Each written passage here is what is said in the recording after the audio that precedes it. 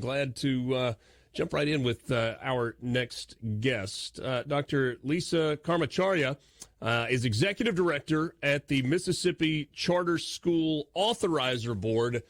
And at first, I have to ask, did I even get close in pronunciation of your last name? You were spot on, so you must have learned to read by phonics. There we go.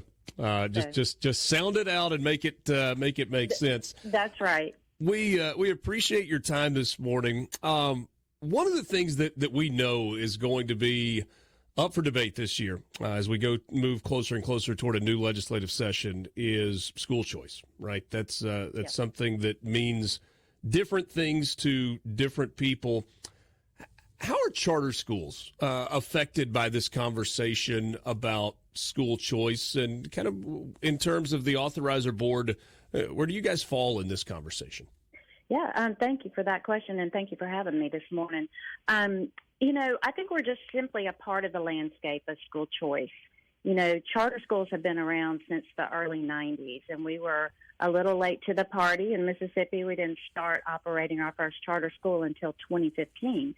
So in terms of where we fall, I think we're just a part of the general landscape of school choice, another public option for families should they choose to send their child to a public charter school. This may be very elementary, and if it is, forgive me for this question. But I think if I've got it, maybe there are others that do as well. Talk to us about the difference between a charter school and a traditional private school in Mississippi. Totally different, 100% different. Public charter schools are 100% public. They provide open enrollment. They're required to serve special needs children. They're required to serve anybody that applies. Now, if they run out of space, they can conduct a lottery, but our students take the same state assessments. They're held to the same set of standards as our traditional public schools in terms of kindergarten readiness and third grade gate and all the assessments that are a part of the accountability model. They're graded on that accountability model as traditional schools are. And then in addition to that, they have what we call a performance framework, where they are held accountable for their financial health of the school, for the operational or organizational health of the school, and also for their academics. And so we look at those academics in a little different way than the traditional accountability model does. So very much a public school and very different than a private school. All right, so biggest difference between charter schools in Mississippi and the traditional public school? Yeah, that one's they're very similar in a lot of ways. Now, what we always call this the charter bargain. So in exchange for high quality, you get fewer regulations in your with your operations in your school, and so there are some flexibility. So, for example, our school's teachers, only 75% of those teachers have to be certified, where in traditional schools that's a different percentage. Our schools are exempt from some procurement requirements that traditional schools are required to do. Our schools are not required to do similar things, like in terms of 80%, like they only have to have 80% of their population match the demographics of the local district in which they're located. So there are some flexibilities and there's some autonomies. We are not directive in terms of who they hire or how they operate or how their curriculum looks or how their instruction looks in their pedagogies or anything like that. So we're a hands-off approach. We look at outputs and not at inputs. So different in terms of some of the flexibilities and the autonomy that they have, but not significantly. The teacher certification conversation is interesting to me. There are lots of people that look at that as a negative. They're like, no, you need certified teachers in school. But I might make the argument that sometimes you get people who aren't going to go back and get a certification, don't have a degree in education, but have got incredible real-life experience that it ends up making them great teachers and turns out to be a big benefit for students. Am I on anything there, or is that way off base? I think you're spot on. I think 100%. I read a book years ago by Rick Hess, who's a really excellent author, and he said, truth is, you can have a driver's license and not be a very good driver. So you can have a teaching certificate and not be a very good teacher. So you're exactly right. The certificate, the licensure, it just depends. You can have a teacher that's brand spanking new and doing great things in the classroom, and you can have a teacher that's had tons of experience and maybe not performing as well. So it all depends on the person, and we all know that the teacher makes the difference in the classroom. We're visiting with Dr. Lisa Karmacharya. She's the executive director of the Mississippi Charter School Authorizer Board. So for a charter school to come online in Mississippi, they have to come through your board, your office.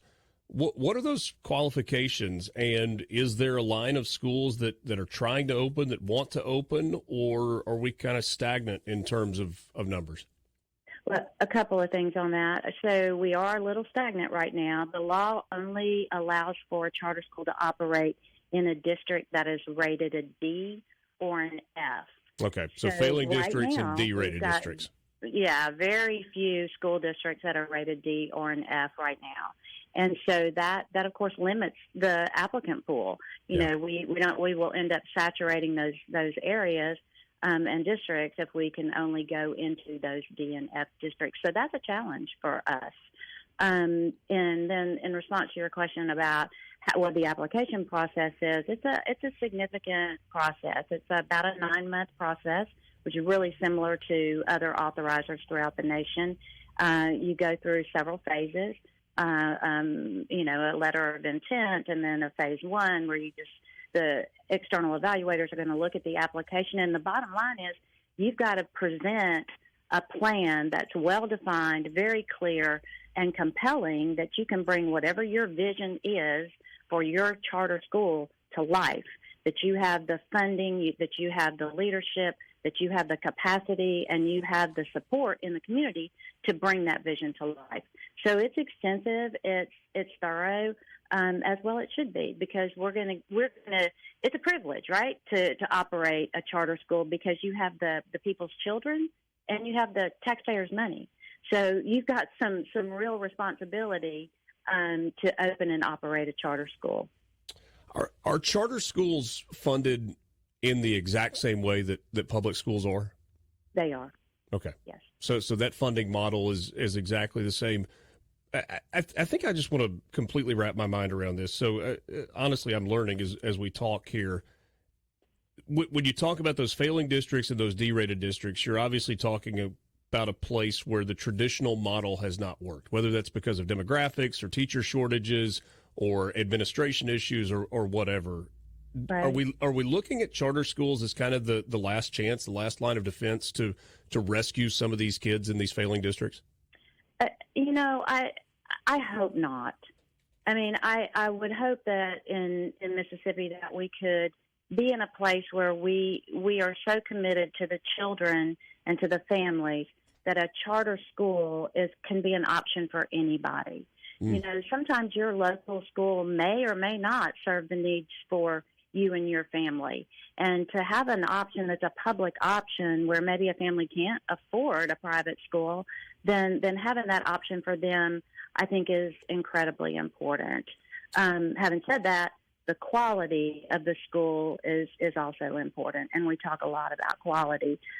So wherever you're operating in a D or an F district, or if we are able to expand into other districts at some point in time, maybe with specific models such as, really innovative models. Maybe it's a science and math model or a fine arts model or a Montessori model where you can come in alongside a local district and support maybe something that they don't do right now, where you can be complementary to them and not necessarily competitive. Have you got a couple more minutes where we could visit on the other side of the break? Sure. Let's continue the conversation with Dr. Lisa Karmacharya. She's executive director at the Mississippi Charter School Authorizer Board. We're going to take a quick time out. We'll pick this up on the other side. You're listening to the Gallo Radio Show on SuperTalk, Mississippi. We're back right after this. We are continuing our conversation with Dr. Lisa Karmacharya, Executive Director at the Mississippi Charter School Authorizer Board. And I'm just going to be honest with you, I'm learning as we have this conversation. So if some of these questions are too elementary, my apologies for that. I start off, first thing I said when we talked was that we know school choice is going to be a very real conversation in the upcoming legislative session. From your perspective, where do charter schools fit into the school choice conversation? Well, for legislatively, is that your question really? Or yeah, because I mean, I think the thing that they're debating is, okay, are we giving parents the ability to send their kids to schools that are not necessarily where they are living, right? You can send a kid to a school outside of the district in which they live. And there are all kinds of problems that go along with that in terms of funding and where the funding follows. Does it follow the student? Does it stay with the district? All of those questions. Where do charter schools fit into this conversation about school choice? I think for this legislative session, charter schools, as a matter of conversation, are going to have to be looked at in a different way, in particular where we can locate. Because if we, like I said earlier, if we can only locate in districts that are D and F, and we right now only have about 5 districts in the state that are rated a D or an F, we're going to saturate those areas, and we're not going to be able to provide options for families across the state where maybe they would like another option, in particular a public option. So I think looking at different ways to address that challenge for us would be really important for us as a part of the public choice or public school options. Really, I think even, and I mentioned this earlier, having specific models to complement the districts that maybe don't have a program like a Montessori program, I said, something like that. Even locating charters on community college campuses where they can help support the workforce development. I would love to see that. I think we have 17 community colleges across the state. Wouldn't it be wonderful if we could have a high-quality charter option on that campus that serves the needs of the community in terms of workforce development? So maybe it's a school on the coast and it's marine biology, or it's shipbuilding, or anything to support Ingalls or some of those industries that are down on the coast. Maybe it's in the Meridian area where you've got some aeronautics opportunities like that, and you focus that model on the needs of the community, where you come in and work with the community and not go in and do to the community, and really support the workforce development of that particular area. So I think there are a lot of ways to play a role outside of what we're doing right now, and in this limited manner. All right, so a question that sometimes makes people uncomfortable. What is the argument against this? Because I hear you lay it out and I go, well, that makes a lot of sense, right? I mean, okay, let's get these into, create more diversification, specialized programs. That makes a lot of sense. But if it were this easy, I think it probably would already be in place. So those who are against some of the ideas that you're proposing, what is their argument against that? I come from a lot of years in traditional public education, and I honestly think sometimes it's just not a complete understanding. I think it's people have, like I think you said earlier, some people, when you say school choice, it means different things to different people, right? Yeah. Well, and so do charter schools. So I think it's typically people just don't have a good grasp on what it means to open and operate a charter school. I think people don't know that they're on a 5-year contract, that if they don't meet the standards, that we have an obligation to close them.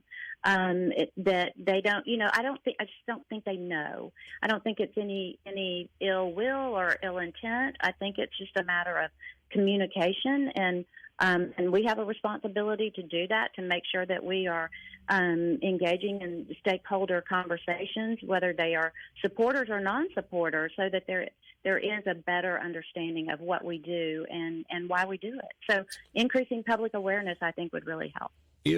If there were no restrictions on locations, Mm-hmm. what would the target markets be for charter schools that wanted to open?